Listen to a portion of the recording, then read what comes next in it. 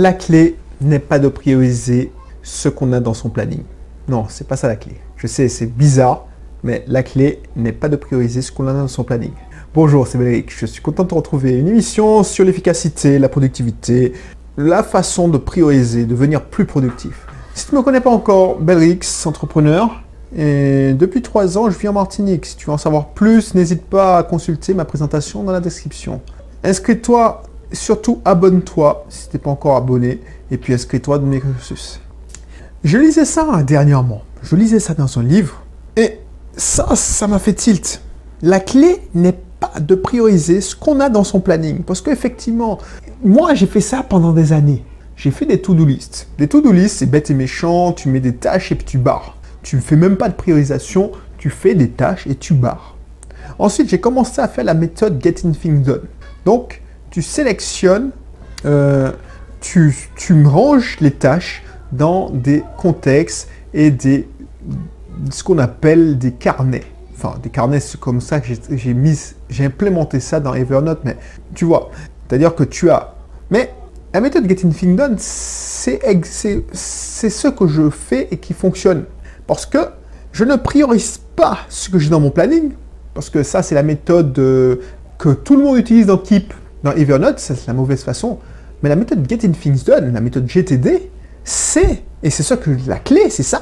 La clé, ce n'est pas de prioriser ce qu'on a dans son planning, mais de planifier nos priorités. Si tu vois la subtilité, tu planifies tes priorités. Et c'est ça que Getting Things Done permet de faire. Parce qu'il y a une certaine manette. Parce que Getting Things Done, ça a été inventé, la méthode GTD, ça a été inventé il y a assez longtemps. Donc à l'époque, on utilisait des bannettes.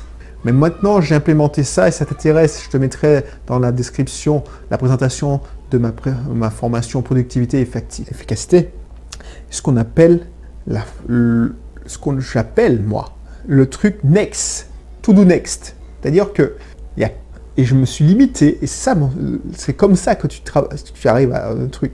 C'est que tu as une banette spéciale qui s'appelle prochaines actions, next action. Celle-là, c'est celle-là que je regarde, et uniquement celle-là, parce que je pioche dans ma liste, parce qu'il faut maintenir le système, je pioche dans ma liste les 5 projets ou les 4 projets qui ont le plus de potentiel. Les autres, je m'en fous, parce que c'est des 80-20. Si je fais ces 5 projets-là, si je mets ces 5 projets-là, et c'est les projets du mois ou du trimestre, je te garantis que ma vie ça va impacter ma vie positivement. Donc, ce n'est pas 5 micro-projets, genre faire ça, c'est même pas des tâches. C'est des gros projets, des projets de vie. C'est des objectifs de vie. Pour rester dans ce que je t'ai dit là, il y a quelques temps maintenant. Des objectifs de vie. Donc, du coup, autrement dit, et je le faisais instinctivement parce que c'était la méthode GTD, et puis j'ai commencé à utiliser la méthode GTD, ça ne s'est pas fait du jour au lendemain. J'ai commencé à utiliser la méthode GTD, Getting Things Done, en blindant le next action. C'est-à-dire 10 projets, 10 tâches dans le next action, c'est-à-dire les prochaines actions. Et tu ne peux pas faire ça, tu ne peux pas te focaliser ton énergie sur 10 tâches. Tu peux focaliser en grand maximum 4 à 5 tâches. Et encore, 4 à 5 tâches sur le mois. Et encore, sur les 2 mois. Ça dépend des gros projets. Et la plupart des gens, ils continuent à faire des to-do list. Ce qui ne marche pas, c'est sans prioriser.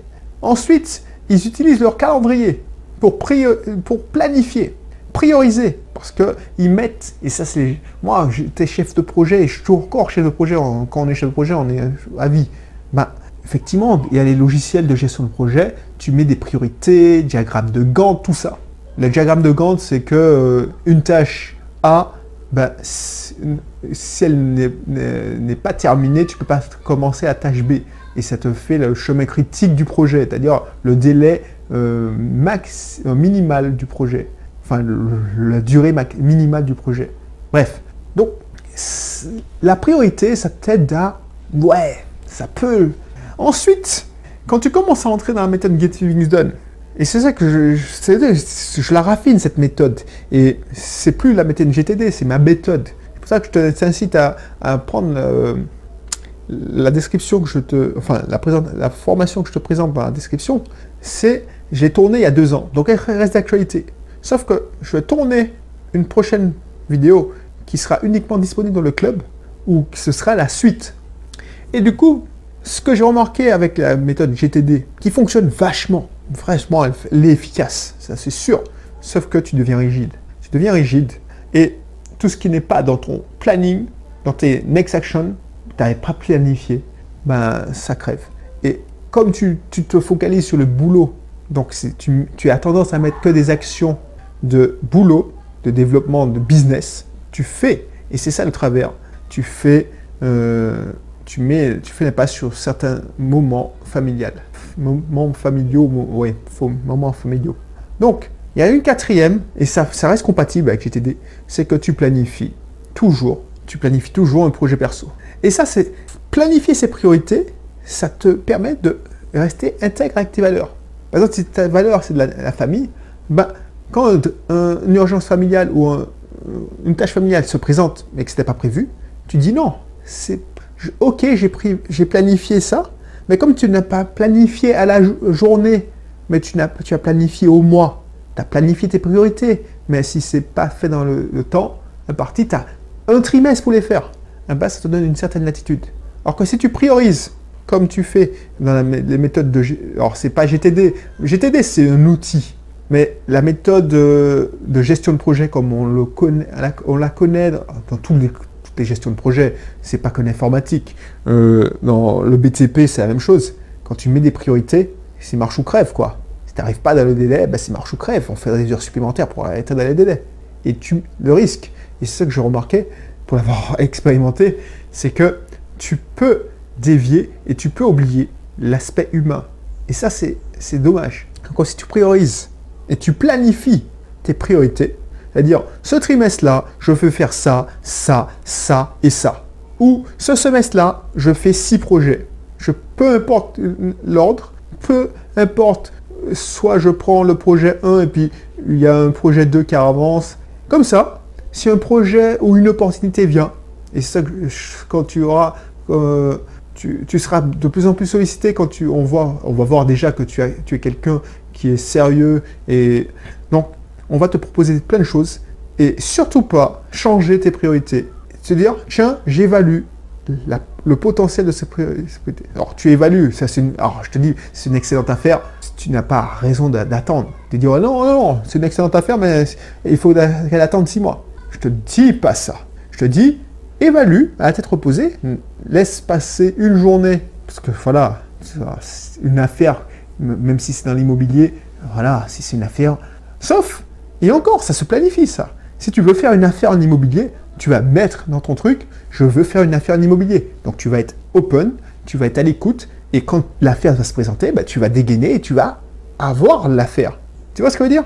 Mais si une opportunité se présente, et c'est l'opportunité de ta vie, soi-disant, tu sais quoi, laisse l'émotionnel retomber, et puis, si tu peux, passe une nuit, et puis réfléchis. Mais c'est ça la clé. La clé, ce n'est pas de prioriser ce qu'on a dans son planning, parce que c'est la pire chose à faire, pour l'avoir fait. Alors c'est la pire chose, non, c'est pas vrai, parce que c'est moins pire que de faire une to-do list. To-do list, vraiment, c'est un coup à faire un burn-out, parce que tu as l'impression d'être débordé. Tu barres une tâche, il y en a 3 qui se rajoutent. Tu as l'impression de devenir fou. C'est un long cheminement, et je veux t'éviter ça, parce que quand tu es un entrepreneur, tu as mieux à faire. La technique où je priorise à la journée, c'est-à-dire, moi j'ai fait ça pendant longtemps. La veille, je me disais, tiens, je vais faire ça, ça, ça. Le lendemain, en arrivant au bureau, je prends cette tâche-là, voilà. J'ai prévu de faire ça, ça, ça, ça. Les autres, ça crève. Tu sais quoi?